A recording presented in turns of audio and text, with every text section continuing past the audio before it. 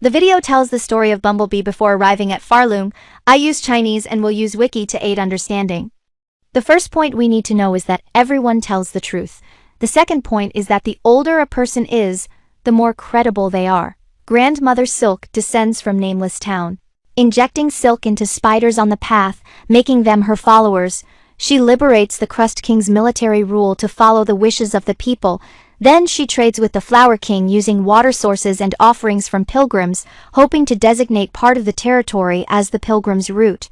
Grandmother Silk creates weavers, fights with Crust King Can, and distributes the believers' spiritual silk as a light source.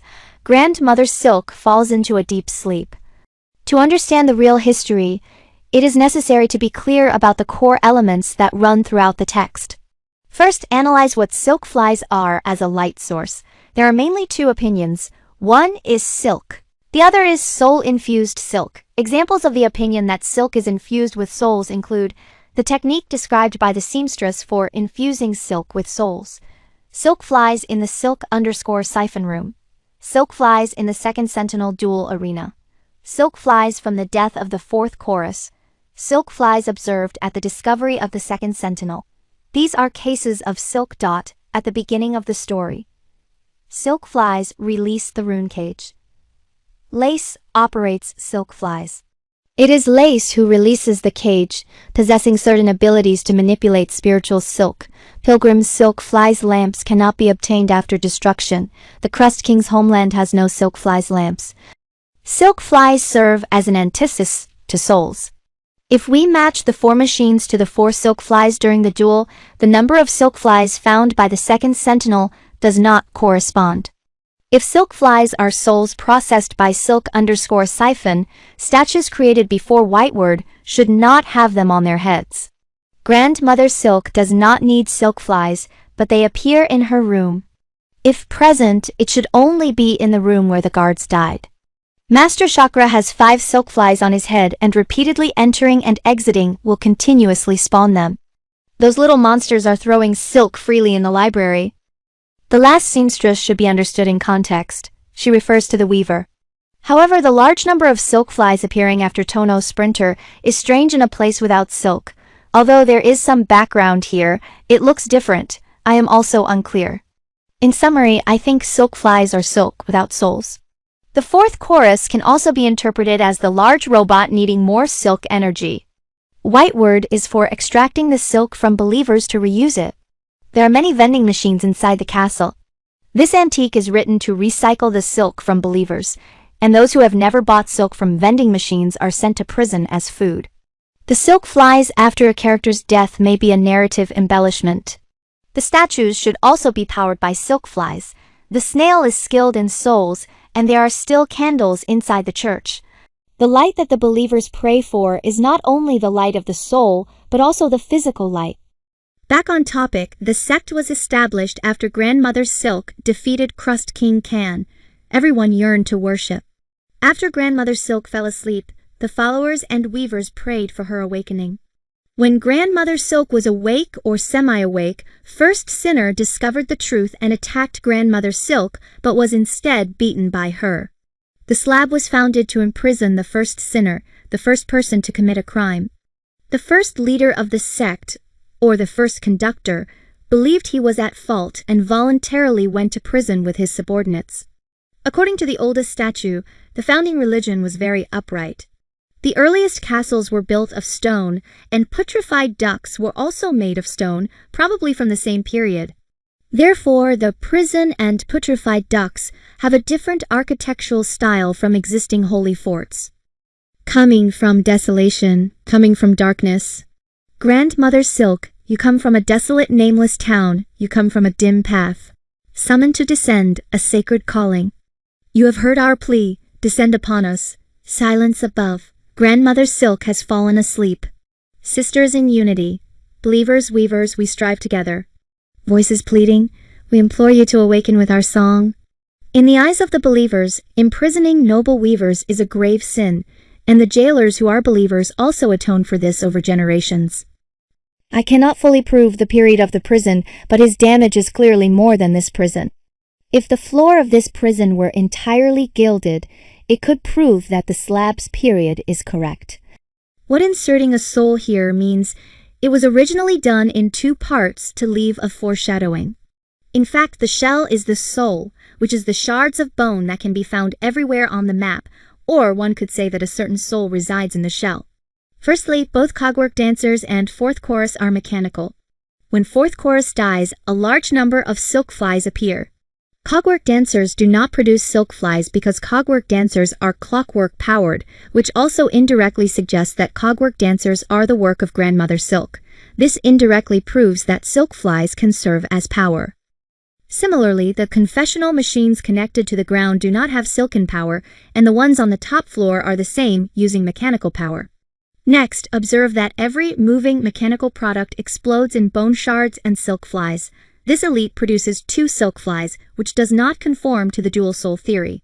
The architect also releases silk flies and bone shard cores upon death. All crests will be completely extracted of their shells except for the mechanics, which will retain some. The personal understanding of crests is that they are more like memories of the soul. Using the same needle can produce different moves, which requires further study. When learning skills, the shells of both the Black Widow and the statue will be completely extracted. The above serves as evidence that the soul is the shell, which is the bone fragment. As for the void, blue blood, ray, and silk, they may be more unconventional, considered as creations of gods or gods themselves, and will not be discussed for now. This also explains how the bumblebee and little knight acquire souls when fighting monsters, with the bumblebee able to transform souls into threads. It can also explain masks. Masks are considered shells, so different shapes and weights will result in different souls, affecting certain behaviors and personalities. Masks worn on the head due to their large area are more likely to alter consciousness compared to being placed elsewhere. For example, in normal mode and steel soul, wearing a mask correctly represents giving a cocoon, while wearing it the other way represents receiving a cocoon in return for money. The light effects of the 1st and 2nd generations differ. The 2nd generation has 2 wings, the 1st generation has 1 wing, and their names differ. The 1st generation is referred to as the soul. Back to the story, the 1st generation conductor and his subordinates voluntarily went to prison, and the 2nd generation conductor took office. Perhaps it was the 1st generation, after all. It is impossible to determine whether the original leader was called a conductor. The current gilded castle was established at this time. First, let me ask a question. The snail says the hornet is a beast. Is the hornet a beast? Are you operating in front of the screen a beast? The 2nd generation conductor Ramino said everyone praised Silk Mother, but when Silk Mother woke up, she was a beast. What cruel and unrighteous acts did Silk Mother commit? A. Ordered the creation of White Healing Hall for experiments. B. Ordered the pollution of Grohl the Great's territory. C. Ordered the expulsion of Skarsinger Carmelita and seized his territory to build deep docks. D. Imprisoned the original sinners. Whiteward and the pollution occurred in the mid-early period of the castle. Deep docks was established in the early period of the Holy Castle. Obviously, the only thing that happened when he took office was the imprisonment of the original sinners. As a member of the later generation, the 2nd generation conductor did not know what Silk Mother had done before, and he had greater faith in the weaver, so this is his point of view. Insert a question here. What is a mother? And what is a child? Is Hera the mother of the bumblebee? Is the White King the father? Is the Queen Bee the mother of the bumblebee? Is the White Queen the mother of the bumblebee? The White Queen calls the container her child. Is the container a child who has never seen the White Queen?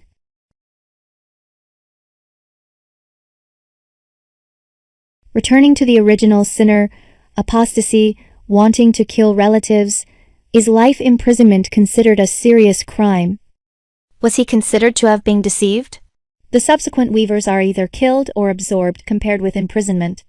Better to have a child of madness than to have no child under one's knees. This refers to the original sinner who, although attacking Grandmother Silk like a mad person, is also my child. First sinner was imprisoned. Hera fled in a panic. The weavers secretly built the weaver's nest. At this time, the conductor proposed building the holy fortress. It is impossible to determine what Grandmother Silk thinks. Only some possible speculations can be considered, with no guarantee of accuracy. Grandmother Silk might think that as a god, she does not need a luxurious palace, and the place she occupies is still made of stone. What about her children? Fursener went mad. Hera fled. Was it because they could not bear the life of poverty? Grandmother Silk might want her daughter, who helped conquer the realm, to live more comfortably and luxuriously. Therefore, she agreed to build the holy fortress. According to Maskmaker, it was the weavers who deceived the conductor. Although the passage above has some issues, next I will explain what is the source of Grandmother Silk's power and what is the seal. First, I believe that songs are the source of Grandmother Silk's power, following the principle of telling the truth and that the older, the more credible. Widow, as the oldest weaver, would sing in this room, praying for Grandmother Silk to awaken.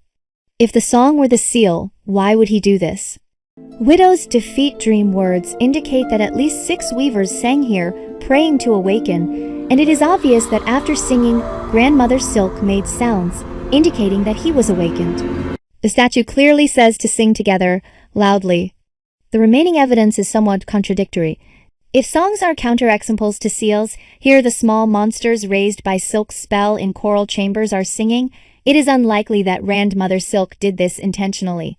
It seems that Grandmother Silk, after driving away the weavers, ruled the holy castle for quite some time, yet would allow such threatening doctrines and corpses to exist. Moreover, it is obvious here that Grandmother Silk actively awakened the guards to prevent entry into the library and the conductor's room. If he were ruthless, why not just kill the conductor directly, even when you first entered the castle? So I tend to think it is to protect the 3 main leaders. This also indirectly explains that the cogwork dancers were arranged by Mother Silk. Finally, a singing pilgrim should prioritize orders to kill and control, so why do most units stop playing when the piano is played? And how did Sherma get into the castle? It certainly wasn't by luck alone. Those called lucky ones are already dead, and suppose singing is an exception to the power. Although the top of the cogwork core disrupts the score, this should be repairable to restore power. But 12th Architect said that he remembered before, it's just forgotten now, not that it hasn't been passed down. There are 2 speculations.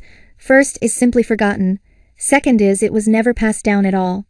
Looking at the gear heart, it is said to be forgotten, so it may really just be forgotten.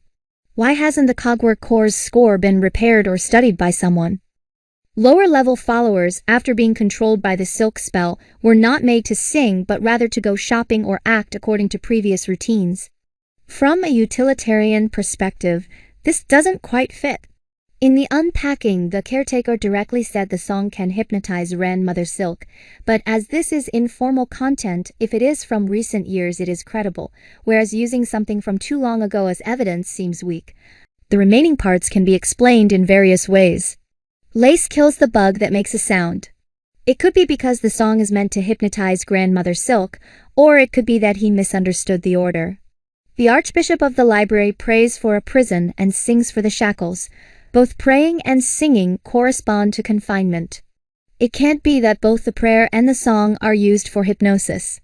The reason for not letting anyone see Grandmother Silk in the end can similarly be explained as the song being a seal, but the prayer increasing power, making it hard to control. Or the song itself increases power, so seeing her is prohibited. The elevator that requires learning 3 hymns to enter represents that learning all the hymns is proof that you are one of us. The 3 statues even say it themselves, go on a pilgrimage. Selma uses singing to soothe pilgrims who are about to be manipulated by the silk curse. It is explained that he is very weak, and his voice is almost inaudible. After Selma leaves, the pilgrims are controlled, and playing the piano can temporarily restore sanity. This can be explained as playing the piano soothes Grandmother Silk through the silk curse, causing her to relinquish temporary control, or it can be explained as hypnotizing Grandmother Silk. This is simply a transmitter effect, and the hidden silk thread doll here also proves this. Ultimately, the doctrine can be altered, as Grandmother Silk, compared to the king, is a god with the authority to freely change doctrines. Also, the singing and prayers here can be explained. Getting back to the main topic, building the castle requires a large amount of ore and heat sources. So they set their sights on the queen ant's territory, which is now deep docks. From Gilly's dialogue, it can be seen that the ant tribe survives by hunting bone beasts, and they are now nearly extinct. Bone beasts refer to him. There are still a few bone beasts in deep docks, which proves that at least half of deep docks originally belonged to the queen ant. The conflict between the queen ant and the castle is also due to reduced territory and food. The snail mentioned a conflict with the queen ant. Silk Mother began unconditionally delivering silk flies to the queen ant as a light source to gain favor. A small part of the territory was lent to the castle as a pilgrimage route. Later, deep docks was built here, and then deep docks gradually expanded and encroached on other territories, infringing upon the queen ant's basic interests, which led to a fight with the castle. Ultimately, the queen ant was defeated and hid in the distant wilderness, carrying out minor acts of sabotage. The castle was built, and Grandmother Silk fell into slumber once more. Why did Grandmother Silk not notice it at first? There's no evidence, only conjecture. Grandmother Silk trusted the weavers and did not harbor suspicion. Grandmother Silk may have needed to send spiritual silk to new disciples, and might have mistakenly thought that her desire to sleep this time was due to insufficient power. The result was that Grandmother Silk fell into slumber again. The conductor and the weavers, to hide the truth, changed from singing pilgrimages in Grandmother Silk's stone chamber in the past to singing in the songclave. This is only speculation. The reason being that this area is spacious, has the first bell hall, and is technically within the chorale chambers. Additionally, there are windows up high, allowing the upper level to observe the followers from above. At the same time, 3 statues were used as elevator doors, with a special song as the password, only accessible to the confidants of the upper level. Why not delete the doctrinal song? Because for the core doctrine, adding or slightly modifying the doctrine is far better than outright deletion. After all, even if the first conductor and his subordinates were imprisoned, the remaining followers were still watching. Proposing deletion would surely have been immediately seen as heresy. Next, let's talk about what a true seal is. I think the weaver has already performed a seal in the construction of the clock, hypnotizing the thread mother. When the clock is activated, chairs appear, and I will start my analysis with the chairs. There are 4 chairs in the game. The first is a free chair for the local residents. The second is a paid chair in the castle. The third is a free chair in the castle. The last is a one-time use factory chair, used to narrate the hardships of the factory. The chair here may be Groll the Great's granary, with a local resident's chair. Below here is a fishery. In front of it is a large area of land for breeding cockroaches. Above, there are hanging corpses, and in the background there are huge houses used for drying, similar to the way Bellhart dries fish. After pollution, the bodies of pilgrims are used as reserve food and hidden deep underground. Here is Groll's chair. After Groll's death, a chair was dropped. At the same time, the map shows Bilehaven. This is their dwelling place. There are also maggots draining for consumption. This is their second local resident's chair.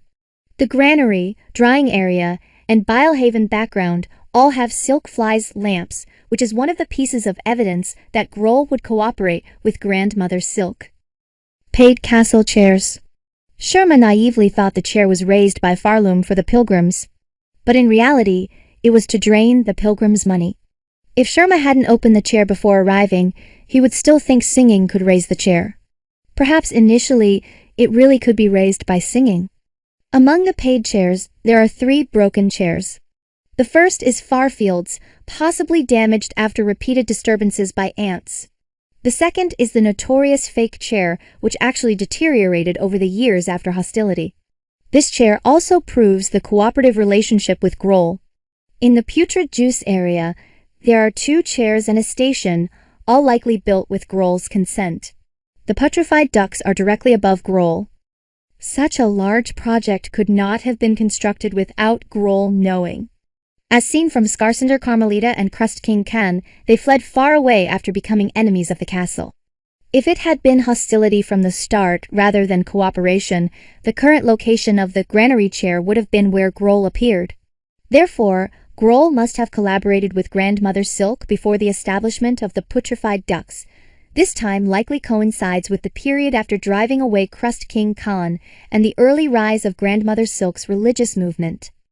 The last chair was gnawed by mice when Greymore, whose control had weakened, was affected. Why is Greymore said to have weakened control? The crows appearing on the right side of Greymore occupied the territory, and their flags were different from the castles. As the castles were musical note-shaped, the bamboo forest area above Greymore displayed the faith of fire in the later stage of the castle. Greymore's village, such as the Old Knight. As the gatekeeper Morwing died, it completely became an uncontrolled area. Add a sentence about the prison. The prison captures people, which occurs in far fields. Filewater and Greymore, their purpose is to provide food for the Broodmother, and when you kill the jailer, no one delivers food to the Broodmother, and if you approach him, he thinks you are food and attacks. Now let's officially explain why the bell is sealed. Widow, as an ancient weaver, understands the function of the bell best. Therefore the bell here is sealed with silk. If the bell was not sealed, why would silk be used to lock it? After the bell rings, there will be a huge light and sound display. Afterwards, a free chair will be given to you. Pilgrims are all poor and cannot afford to sit in paid chairs. Usually, free resident chairs are made. If there is a free sacred bell chair, people will inevitably sit in it. What if someone does not ring or sit? You just need to make the door so that 5 bells must be struck. If not, repeat again. There's also silk in the first bell hall, similarly wrapped inside. Here, listen to what the caretaker says about the bumblebee. The first bell hall is related to the 5 bell halls below. The structure below the bell is clearly different from that of the paid chair, the top of the bell. Upon closer observation, in the Grandmother's silk room background there are 2 bell-shaped objects, or possibly trumpet-shaped.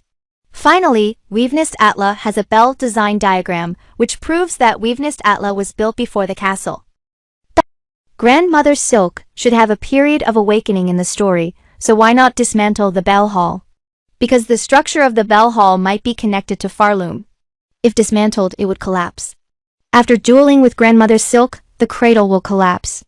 In the third act, it can be seen that the collapse and the upward release of silk threads are different animations. Farloom is severely damaged in many areas after the cradle collapses. The first bell hall below and Bellheart's bell are directly destroyed. Among the remaining 3 bells, 2 also have falling rocks. However, none of the paid chairs collapse.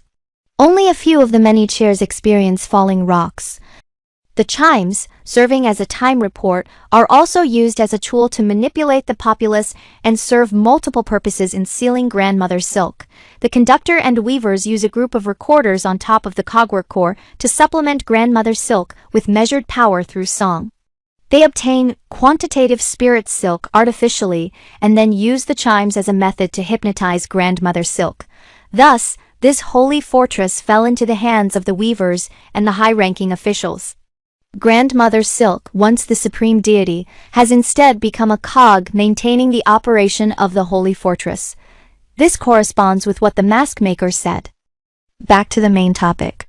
After the castle was established, the population increased, creating a need for a large water supply, so all the water originally flowing to the sands of Karaik was diverted. It was then redistributed to various places. Consequently, Crust King Khan could only preserve his strength through hardening, waiting for the right moment. Nylith also benefited from this. The lower levels of Shellwood turned into fish ponds due to the influx of water. This explains why Shellwood never experiences rainfall yet has abundant water. The flow of water can be seen from the pipelines on both sides of the castle. I don't consider this purely a supporting structure because such structures are invisible from the high halls. Inside the high halls, there are water pipes that transport water to the top and then back down. Now, let's look at the initial zoning of the castle.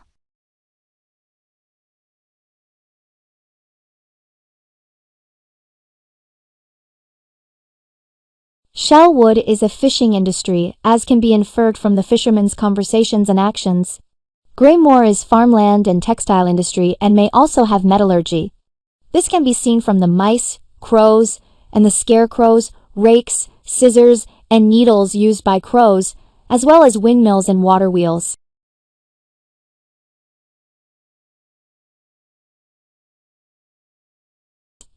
Sherma says Greymoor is a food-producing area. The innkeeper says Greymoor was once prosperous. Kral and Benjen talk about Greymoor's past. There's also the history mentioned by the Harvesters' Church. Furthermore, the attack patterns and body shapes of crows are similar to those of Pinstress. Additionally, the balloon at Pinstress's gate indicates that Pinstress originally came from Greymoor. The Groll region produces lots of cockroach meat, serving fishing and animal husbandry. Deep Docks provides the castle with ores, fuel, and forged goods. The castle lacks no food or clothing, with large quantities of supplies transported to the Holy Fortress from both the front and back gates. Pinstress from Greymoor was recruited to train the Holy Fortress's armed forces while also creating robots to strengthen military power. Without the rule of Grandmother Silk, the castle seems to be thriving. But is it really like that?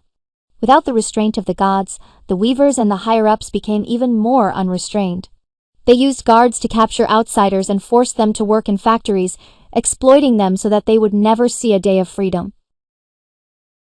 The chairs and stations for pilgrimages were all converted into high-fee services. The code of law became something that served only the interests of the higher-ups. Prisons turned into places for arbitrary detention. Whiteward, which was supposed to be a place of treatment, became a testing ground for achieving immortality. After many experiments at Whiteward, they could only extend life but fell far short of immortality. So the conductor began to study the mechanical ascension of souls, all under the pretense of serving the gods. Who understands souls best? It is the snail shamans, probably brought in around this time to study together. I originally thought the conductor was killed at Whiteward because he was uncontrollable, but now it seems it was to achieve his ultimate goal of mechanical ascension.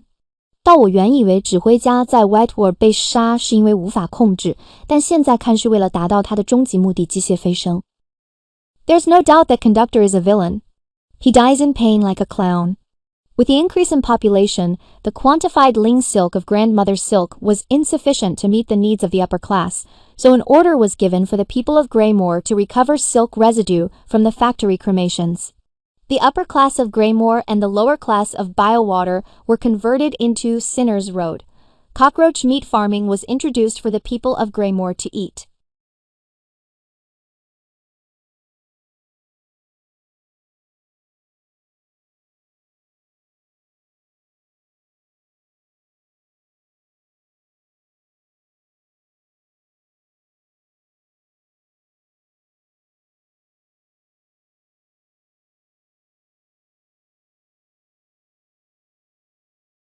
As time passed by the mid-period of the castle, the increase in the castle population and the discharge of industrial wastewater eventually overwhelmed the self-purification function of the putrefied ducks, and a large amount of wastewater flowed downstream, polluting bile water and gradually turning the fertile Greymoor into an area incapable of producing crops. Groll also became hostile to the castle at this time.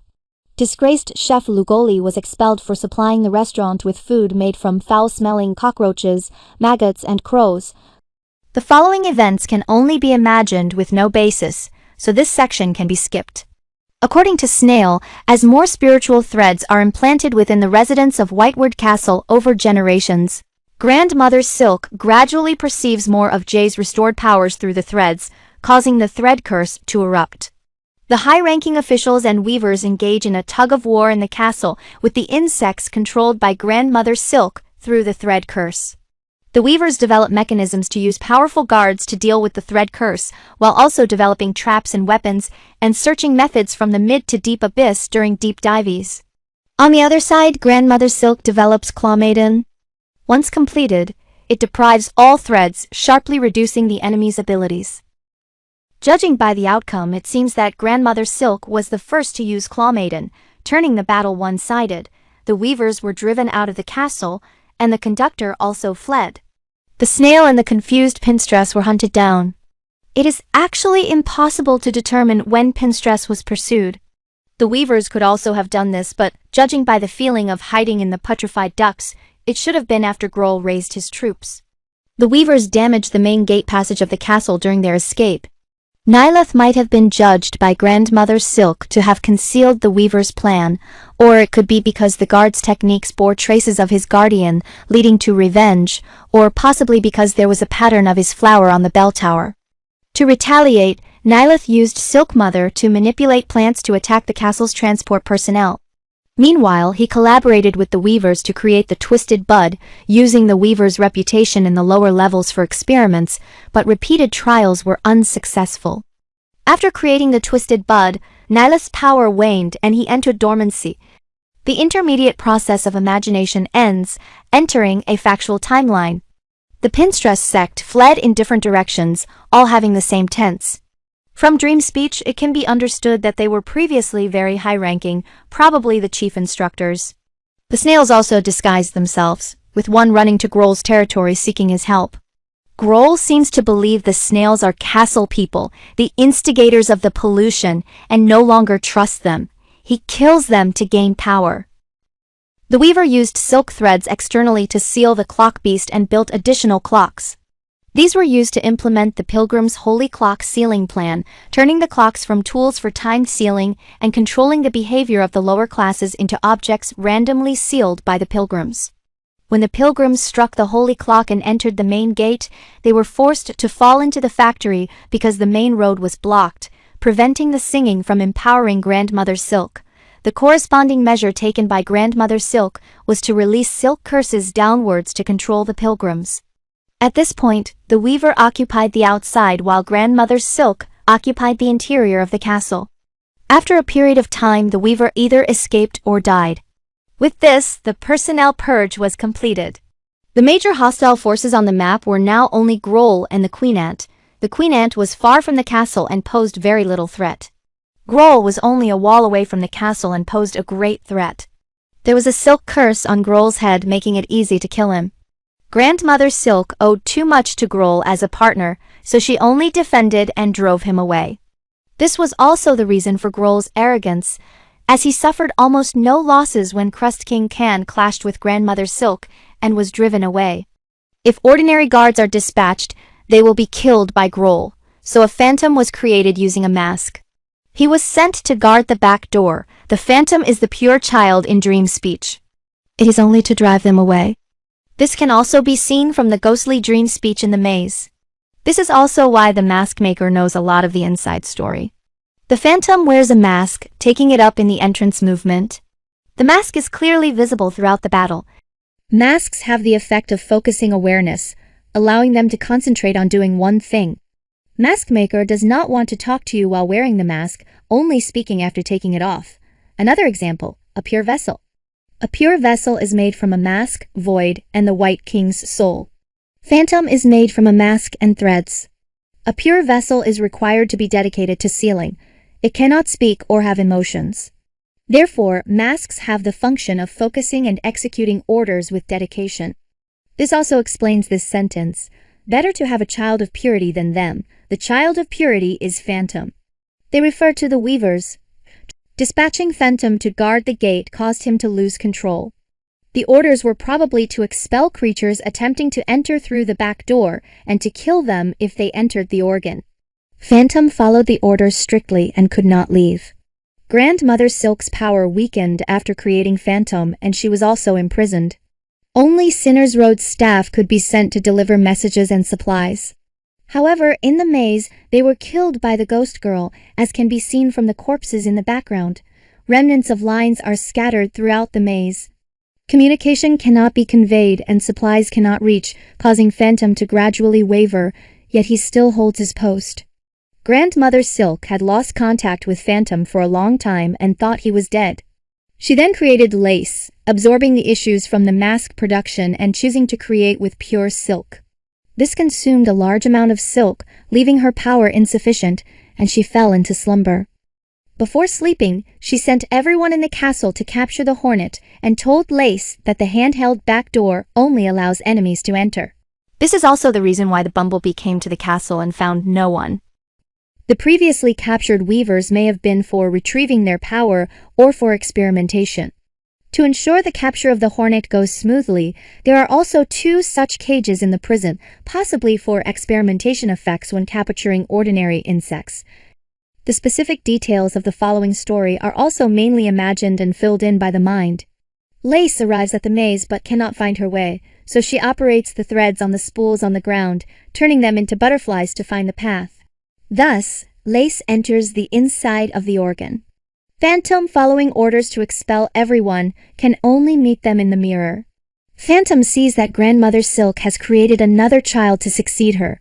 She collapses, believing she has been abandoned.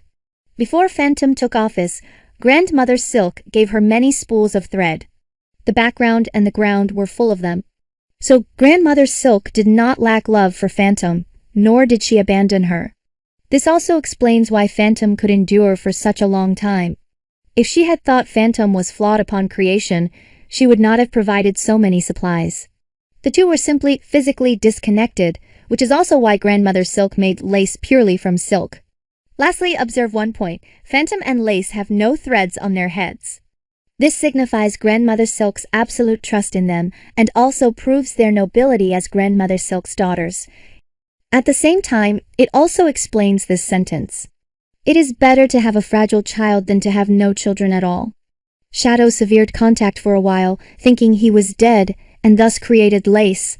Otherwise, the second half of the sentence would be different. If there are no children, it is still better than them.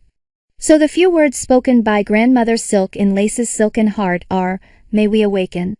The weaver and the followers pray for my awakening. It is better to have a child of madness than to have no children. The child of madness corresponds to the first sinner. Being insane is better than having none. It is better to have a child of purity than them. The child of purity corresponds to the phantom. They correspond to the weaver. It is better to have a fragile child than to have no children. The fragile child corresponds to Lace. The 4 sentences represent 4 different periods, not just one person. It is common to hear someone say that the child of madness is Lace. Utter nonsense. The heart of silk represents past events, and Grandmother Silk cannot foresee future actions. The child of madness could never correspond to Lace. By my spirit silk, bestow loyal descendants. This responds to the development of the previous story, the wish of Grandmother Silk. A daughter created by primitive life is not to be trusted. Followers are not to be trusted. In the end, only silk can be used. Lace saw Phantom carrying out orders, and since she had no orders of her own, she wandered around aimlessly. The statement by the snail that Lace was killing people in the castle may be due to a misinterpretation of the task, changing the original order into driving away and killing those who entered through the back door. It became driving away and killing people inside the castle. The remaining pilgrims all passed the judicator's trial openly through the main gate. Those who could sing hymns for Grandmother Silk to restore her strength were all killed. Phantom seems to be a tribute to the Phantom of the Opera. I briefly mused about the plot, and there seems to be a loose connection, as both act as behind-the-scenes figures. Defeating Phantom earns the title of Grey Phantom. The scene is at the back door with a religious-themed organ. It seems Grandmother Silk hopes he becomes a simple and humble person, or perhaps someone who can support her from behind. You can look it up yourself, as I am not very familiar with this cultural reference. Lace, defeating Lace earns the title of White Knight. The scene is in a sea of white roses, possibly indicating that Grandmother Silk hopes he becomes honest, brave, and of noble character.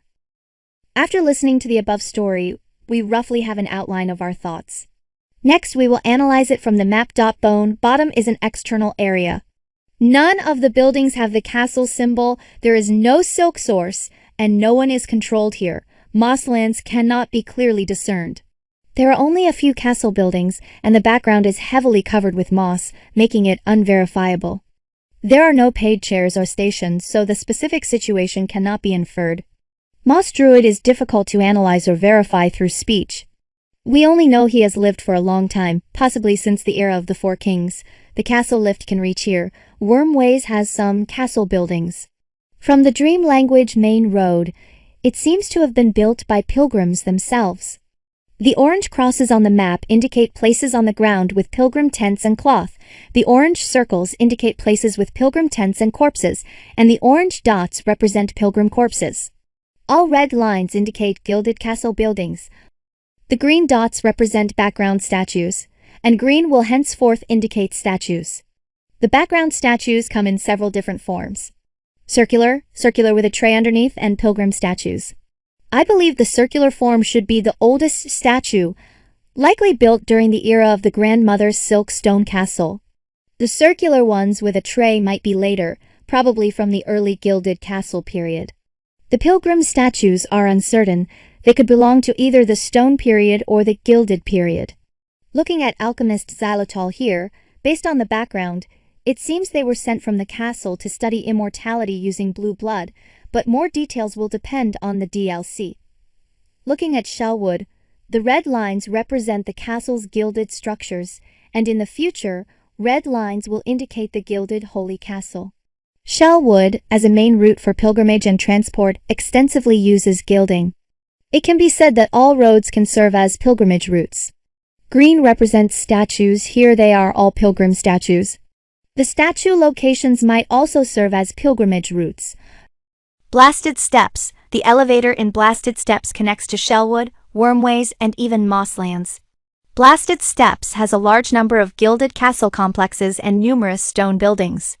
All the statues are of pilgrims, and only the background of the great conch flies here can be considered as circular statues.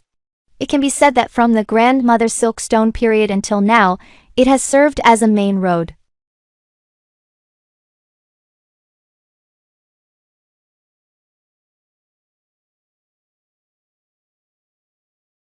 Sands of Karak has only a few gilded castle buildings and no stone buildings. There are pilgrim statues here, and it is speculated that the pilgrim statues might have been carved at the early stage of the gilded castle construction. Judging from the ceiling decorations, it can also be inferred that the stone buildings are not from the same period as the gilded buildings. There are free chairs here, whose structure is the same as the chairs in Memoriam, and not much different from those in high halls. A believer inside a castle holds a key. Coincidentally, there is a door in high halls, so this person may be a senior figure in high halls. But it could also correspond to the high halls door from a merchant. However, the purpose of constructing chairs here is unclear. A possible explanation is as a frontline base for conquering Karakasha River, but that is unlikely since there is nothing to obtain here, and the frontline would not build pilgrim statues.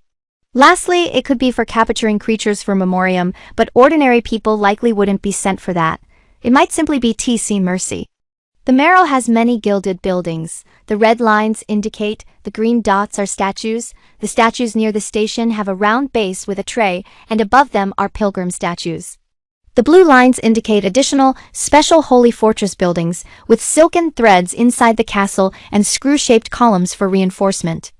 The chairs at Shellwood and the Marrow should be the initial corridors where free chairs were arranged.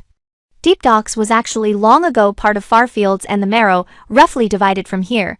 From the following walls and various ecosystems, it can be inferred that after the deaths of four brothers Cygnus and Gron, Farfields creatures will still appear in this area.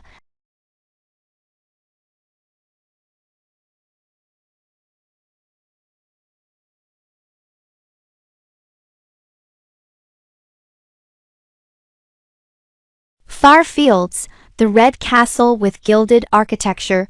The yellow circles indicate points where ants store resources. The yellow crosses mark the initial appearance points of ants, and the green dots are statues. Only the statues here are circular with trays, along with a few pilgrim statues at the station. The rest are all circular. Most of Farfields is the Queen Ant's territory, occupied by the castle. Environmental damage by bone beasts is reduced, leading to hostility.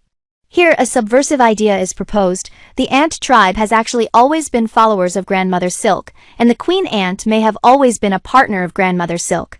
It is well known that those who drop prayer beads are likely followers, but there are some special cases. The crows of Greymoor probably do not drop prayer beads as followers. From Dreamspeak, it is known that they attack passers-by to obtain beads, having a habit of collecting. This can be explained by their love for collecting. so they carry them. Although the prisoners in the prison are believers, they do not have prayer beads, which is quite reasonable. The minor creatures in Wisp Thicket are fire believers. They do not worship Grandmother Silk but still have prayer beads, possibly because their leader was originally a believer who escaped from the factory, so they continued this view of wealth, which could serve as an explanation. The people of Bilewater, who are also hostile forces, do not use prayer beads at all, and they drop bone fragments when they die. The rest are creatures without intelligence and only drop bone fragments. The ant tribe merchant can trade prayer beads with you, while ants usually hunt and rest under the silk, and they also drop prayer beads when they die. Ants still have the habit of hanging bone fragments and prayer beads. They may have used bone fragments for trade before Grandmother Silk arrived and used prayer beads after her arrival. So what about the queen ant? She curses the pale, which means she is cursing Grandmother Silk falsely. Let me present another point. Here, Vault Keeper Cardenius says that the weaver is a bad thing. He can see you and knows that you are the weaver. 12th Architect can also see you and says to serve the weaver, but the conductor is behind a curtain. He cannot see you and only knows that you are a guest. That is to say, this game actually has a visual component. Looking at the segments with the queen ant, approaching her involves a short walking stage, while other areas are in running mode. This means the walking mode is the area where the queen ant can see you. You can only hear him cursing the pale while playing the ting in the walking area. Clearly, he is cursing the bumblebee, another pale creature, which is the weaver.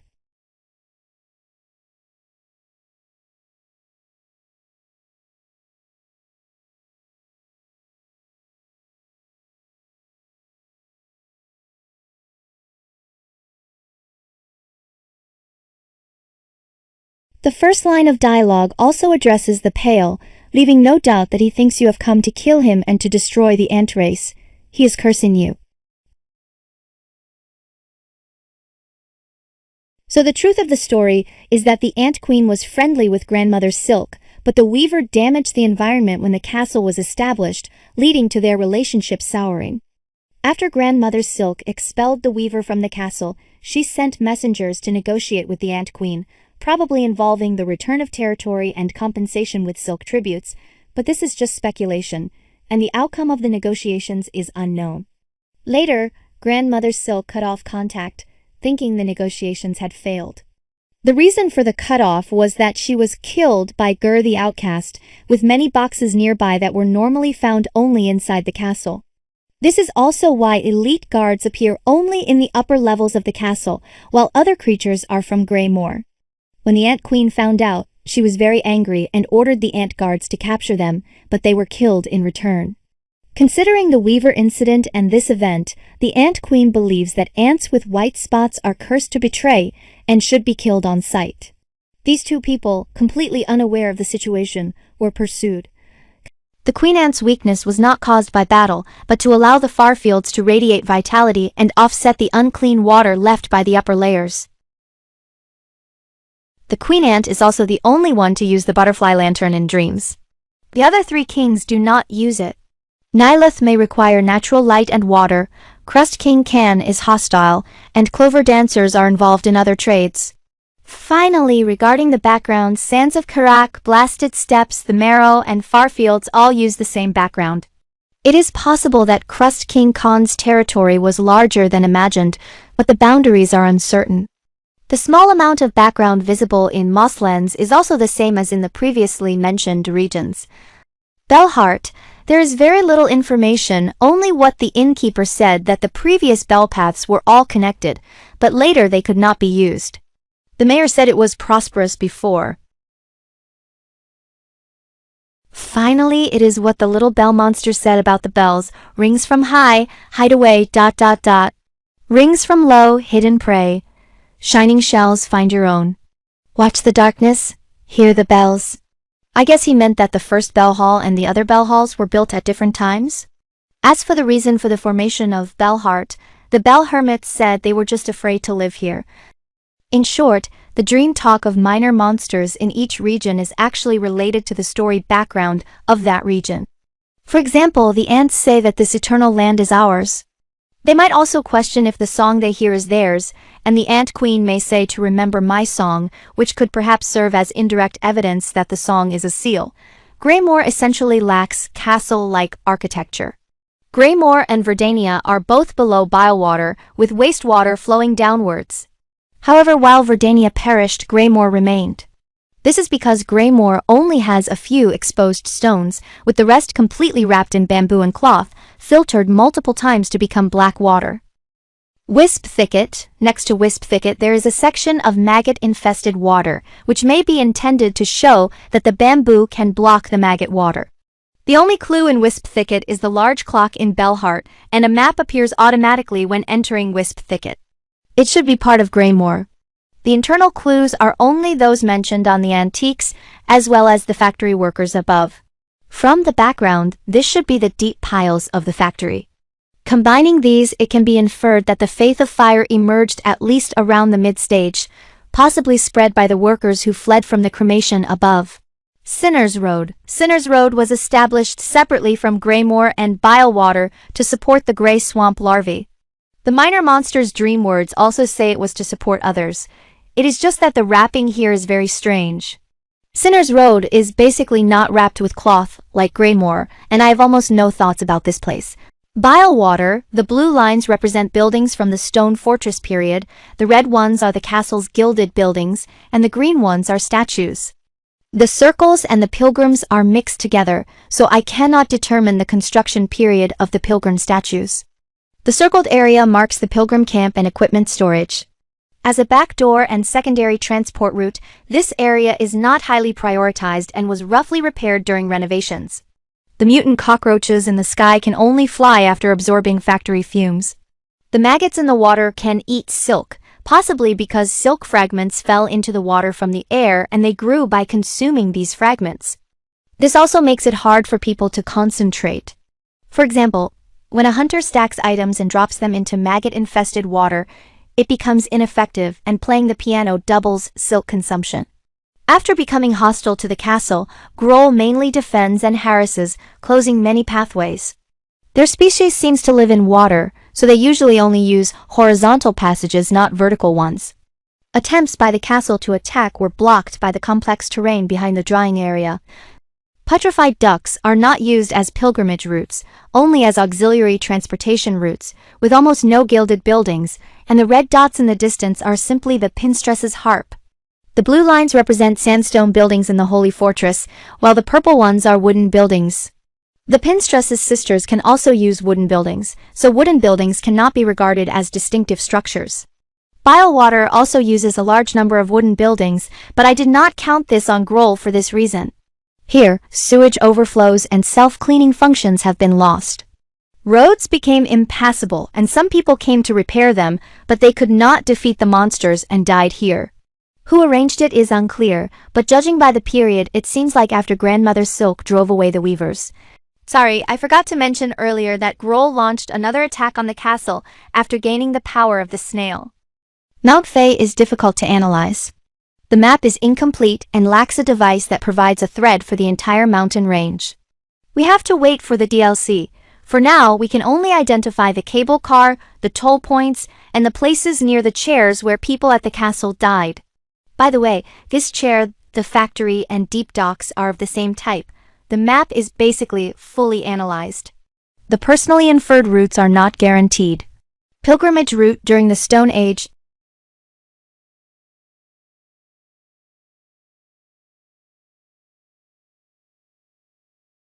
Early pilgrimage route of the Gilded Castle.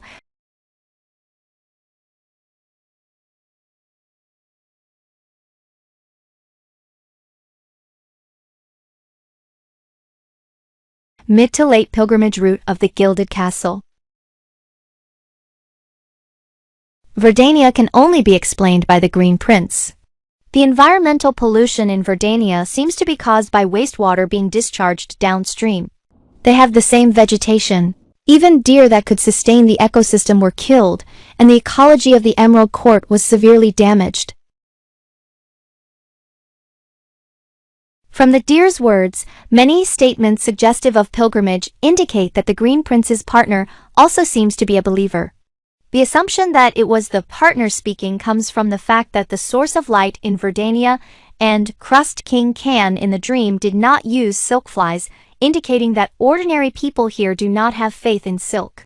I infer that the Green Prince's partner's wish is what was mentioned in the little house, hoping that beautiful scenery comes true. As for Grandmother Silk, she had just reclaimed the castle and happened to have no one available at hand, yet she did not trust others. The Green Prince's partner, due to the ecology of the Emerald Court and domestic opposition as well as issues with his brothers, offered herself as a bargaining chip by being transformed into a cogwork dancer to guard the gate, requesting to manage the ecosystem. Grandmother Silk agreed to order Memoriam to conduct a simulation experiment. Memoriam was established by the conductor's command. Judging from the lack of bone beasts and the sparsity of coral zone animals within Memoriam, the construction period was roughly between the early and middle stages of the castle. It can also be seen from the map that Verdania was built later. The plaque indicates that Verdania's experiment failed and also mentions that Verdania was external. The Green Prince became king by killing the white deer that had never been killed, thus his soul advanced to become king. This can be inferred from the various challenges the young knight faced against the ultimate void deities. The Green Prince, mourning the death of his companion, is likely to have neglected state affairs, leading to Verdania's downfall. Perhaps it was also due to the deer's curse, as the Green Prince turned green upon death. Verdania and Mosslands are very similar, with water lily, glowing insects in the background, and insects wrapped by leaves. Both also possess a strong infectious nature. This can be observed in Memoriam. The reason Verdania's creatures have never invaded Greymoor might be because the deer are tuning, or because Verdania is relatively closed off. The vegetation and monsters of Mosslands have occupied the church and have continuously invaded Weavenist Atla. Weavenist Atla, as we mentioned earlier regarding the room for making clocks, has a room on the right similar to a library, using a large number of scroll designs. This indicates that this room was established during the Gilded Castle period. On the upper workbench is an antique harp with information about Eva. Below it is written that Grandmother Silk has awakened. Eva will tell you that the clock room has traps, indicating that the traps were created after Eva. Eva's birth may have been because the weaver needed an heir or to deal with the soon-to-awaken Grandmother Silk. I cannot determine which was the main purpose, but Eva refers to the traps as another attempt to gain freedom.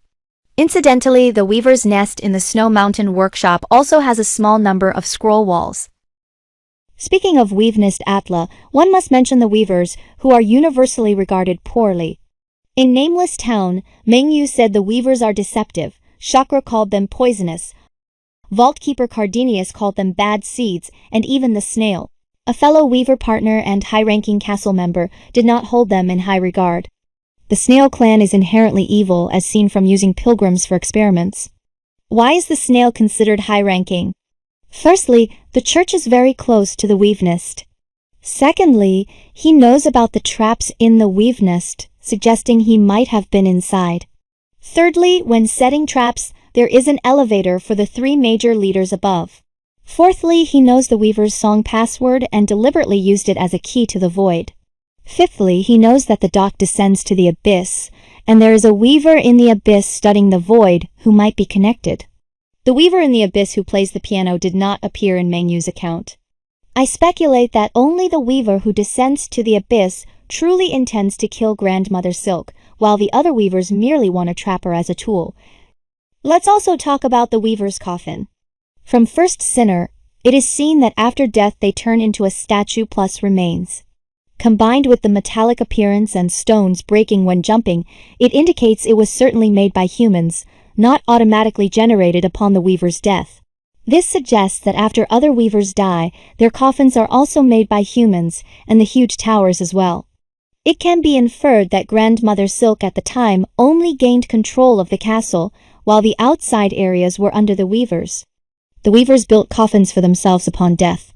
The factory counts as Grandmother Silk's area, hence the simple coffins. This conclusion also explains why the charging chairs along the path and open stations were not changed. Let's take another look at the 3 great weavers in the antiques. The road weaver was originally probably responsible for the Shellwood area and might have died there as well. The sign he showed while playing the piano said he protected passing pilgrims. This could be the reason he is called the road weaver. The pilgrim statue is now being taken over by other plants, which might have originally been meant to drive them away. Antique statues generally depict the weaver's followers. His statue is also in shellwood, while Nylith and Greyroot are all in shellwood, and the flower collection quests are also here. It's hard not to imagine a connection between them. Twisted Bud itself is merely a physical parasite. This can be understood from the surgery and the third act when using Twisted Bud to communicate with the snail. The ending of Twisted Bud should be that it successfully parasitizes when the Silk Mother and the Hornet are weakened. The cage that traps the Hornet would be destroyed by Twisted Bud, possibly because it seals the Hornet's power. After breaking out of the cage, the Hornet's power would recover and suppress Twisted Bud. Here we reintroduce information about Nylith. There are many pilgrim statues along Nylith's road, but no gilded buildings, and there are stone carvings where the ground jumps here. The background at the start and during the battle with Nylith has stone buildings. And combined with what Snail mentioned last time, it is inferred that Nylith should have reached an agreement in front of a gilded castle. Looking at the bodies in front of Shrine Guardian Seth indicates that no one has invaded Nylith's location, but Nylith is in a weakened state. This shows that some power was certainly used, so it is inferred to be related to Twisted Bud.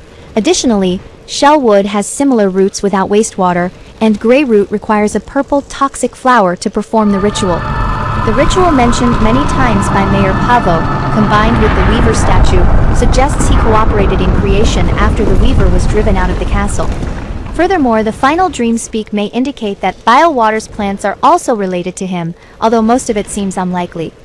As for Nylith, he did not die. Observing the heart's position, he previously had small flowers and flowing water, which disappeared after the heart was removed. At Moss Grotto, the position of the statue is handled by the Cure Weaver. The given ability is Silk Spear, the same icon as Whiteward.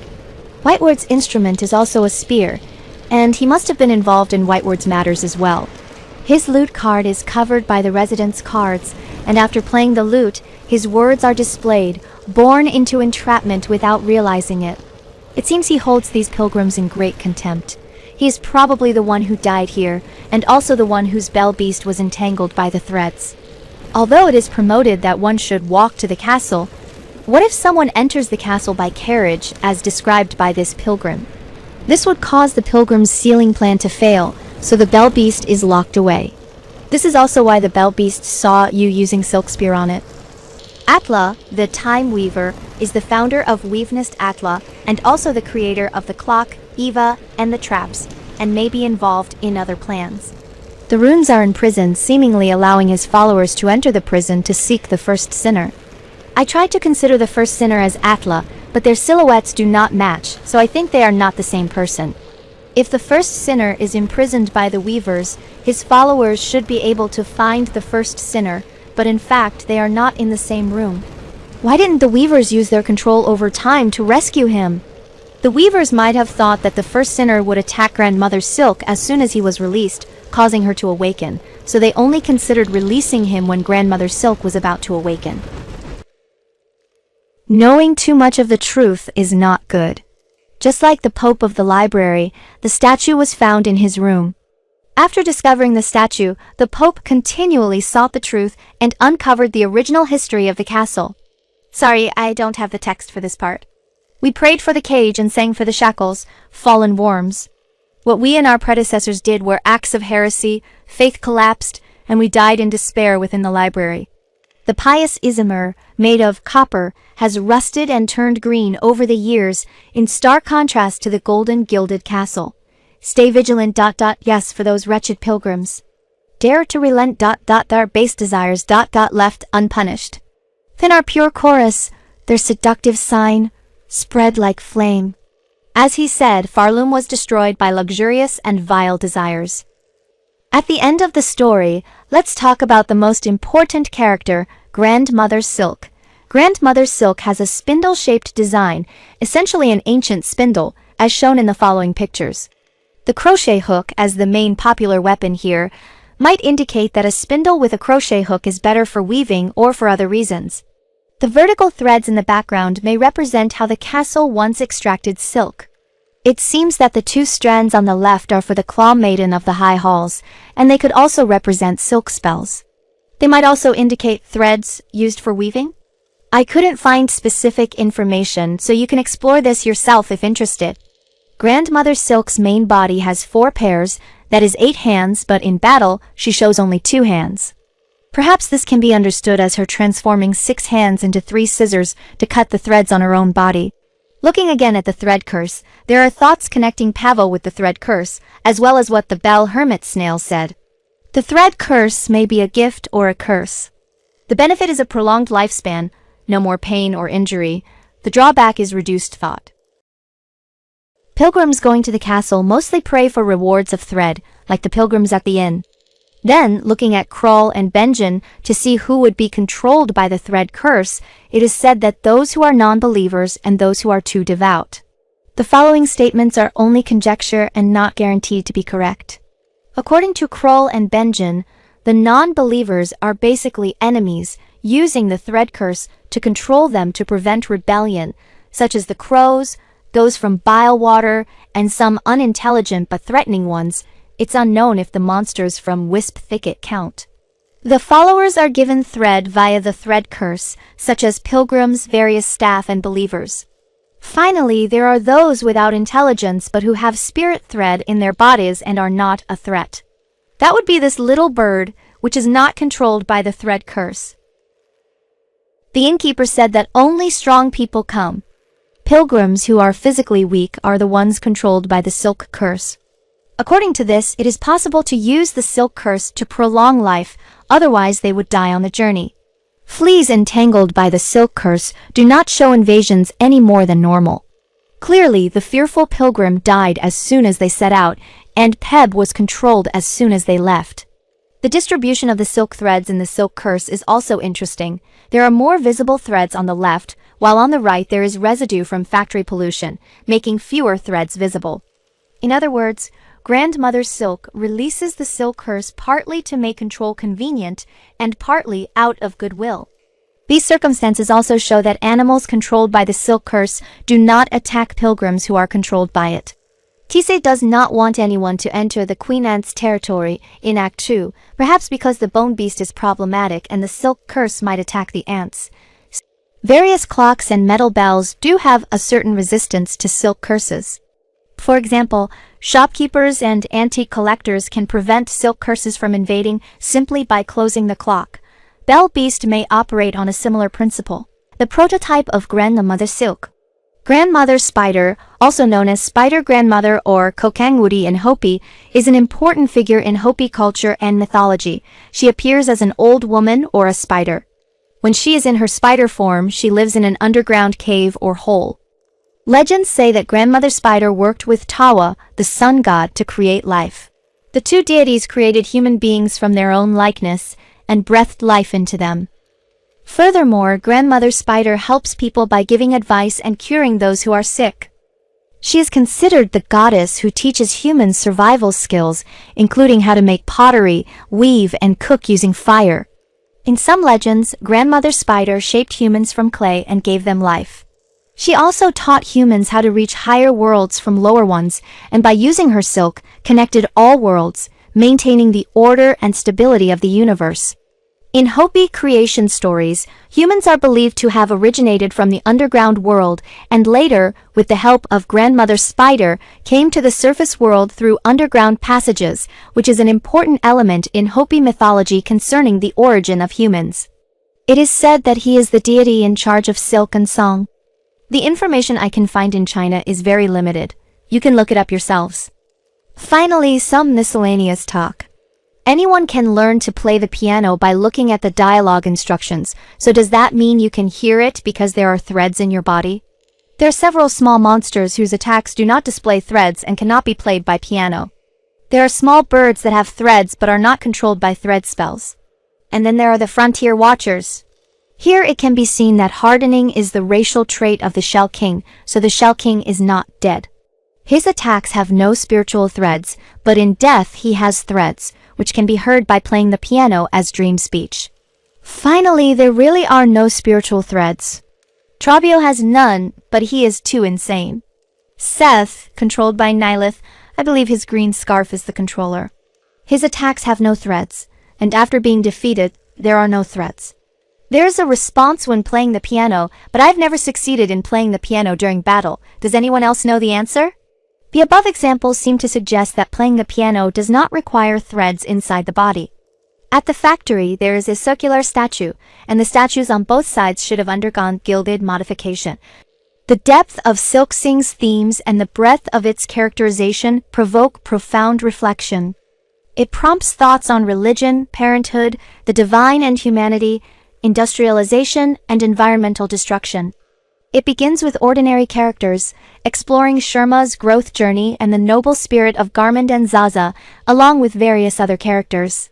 The plot undoubtedly reaches a pinnacle. SilkSong, a song dedicated to grandmother Silk. SilkSong, a song dedicated to Silk. If you find this worthwhile, please help promote or share it, as I don't have many channels for sharing.